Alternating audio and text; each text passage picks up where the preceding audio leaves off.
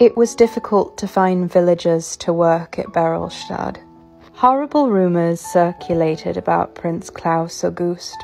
If you worked at the castle and you displeased him in any way, he would set you loose in the forest to be hunted by the creature that he kept at the palace. And this creature enjoyed that game for the first few years that she played it. She enjoyed the feasting after. But as time went by, this creature became bored. I wanted for nothing. I was never hungry, but I had nothing to do. Hunting, eating, and making love preoccupy only a finite amount of time, and when I had nothing but time, I wanted to do something more. And what I decided to do was get an education.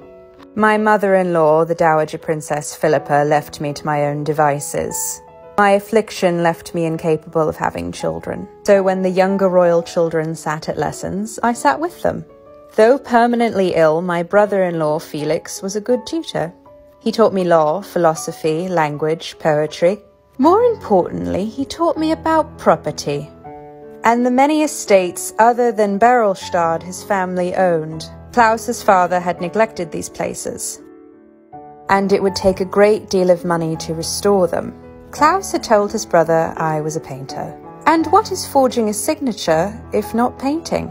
Our first mission was to modernize the palace. One day, while they were installing the plumbing, I noticed my young sister-in-law Ludmilla leaving the palace. She slipped away quite often amid the chaos. When I followed, I found out why.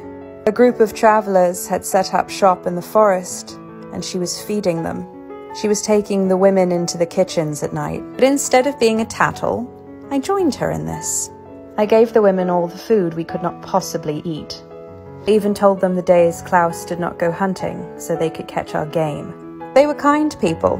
From the east, I learned. I befriended some of the younger women. They travelled with great bears they'd taught to dance. Wild animals they had vast respect for.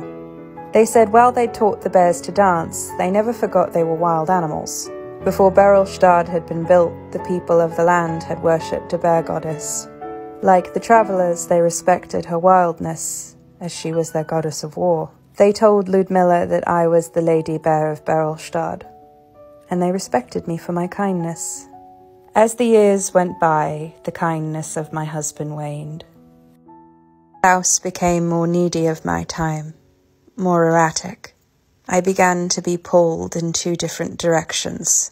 Towards my husband, who saw me as a dancing bear, and towards Felix, who saw me for everything I was.